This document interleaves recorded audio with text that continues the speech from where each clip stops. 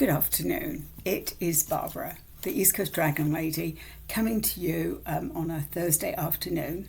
This is the last card in the series of 5. This is Sisterhood that I'm going to talk about. And this is from 5 cards that I pulled last week. And after I'd pulled them, the dragons suggested that I actually took one a day and to talk about what this meant in terms of Christ Consciousness and with examples of how it's affected me and how I've used this. So I hope this has been helpful. I'm thinking I'm going to take a few days to think about who next, but Kalimar is sitting right here, and she definitely she's had messages for me.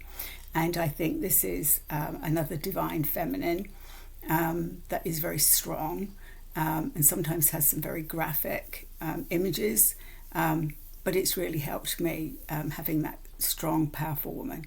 And as I often say, that the universe has a way of showing us what we're learning, and I've just had that experience. It's been an experience of some very powerful women stepping up to actually help me.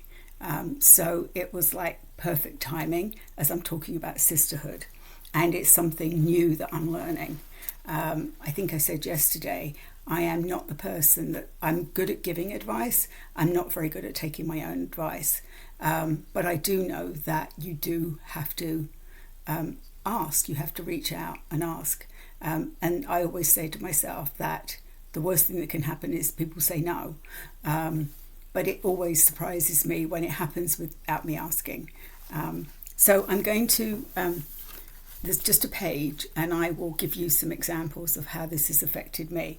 So sisterhood is highlighted, and you are asked to examine how women have both shaped you and made you who you are today. You may have been blessed with great nurturing, steerage and love from a mother, friend, partner, colleague or daughter. If so, take a moment to thank them and honour the bond between you still. If you didn't have such a positive influence, call on Mother Mary and Mary Magdalene to guide you and heal you and teach you feminine principles such as receptivity, sensitivity, patience, gentleness, and any new way forward. Think about whether you value women's strength, ways, and wisdom. In turn, honour their gifts. Are you a champion for other women, helping support and build them up? Or does part of you feel threatened, wanting to belittle or not be there for them? Maybe triggered by jealousy, gossip, or greed. Often such a lower subconscious behaviour stems from having never had someone to champion us or feel as though there is not enough love to go around, so we may fight over it. Do you have a woman in your workplace, family or life, or a peer group whom you battle with? If so, seek to bring in wisdom and peace to these relationships and to yourself. So I did not have a very positive relationship with my mother. It was almost a reverse. I always felt like I mothered her. And it's taken me many years. She passed about 3, nearly 4 years ago. And I never felt that I had, I was never mothered, is how I felt. Which in turn made me decide that when I became a mother, that I was not going to be like my mother. And I am pleased to say that I have been told numerous times that I was 100% not that mother. I've always been there for my kids. They're adults and I still call them my kids. And once a mother, always a mother.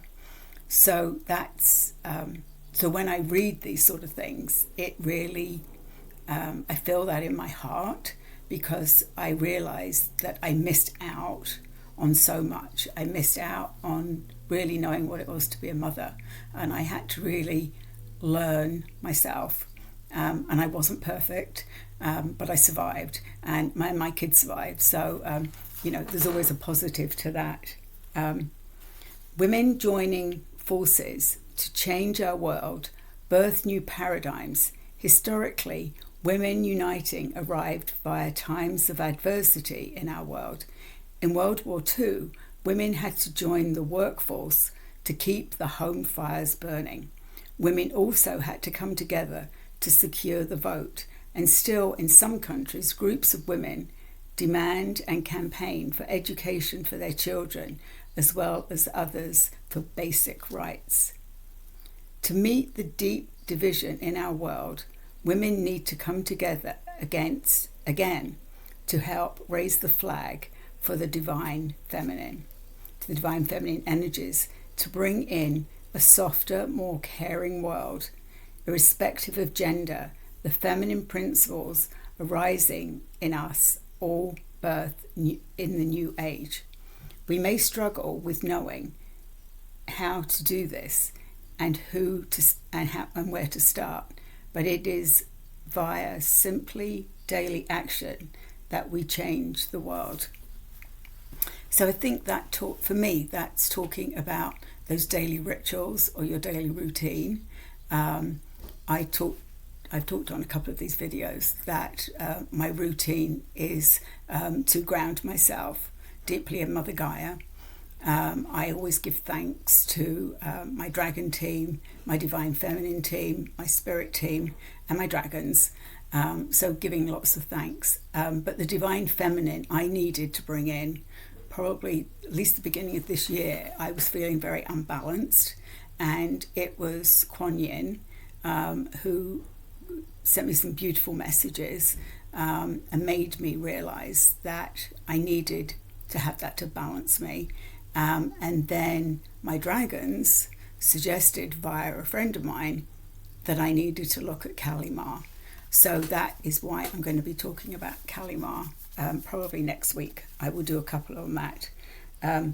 Both Mary Magdalene and Mother Mary, who have worked together through Jesus' life to support his mission and bring in change, they would have shared confidences, tears and joy.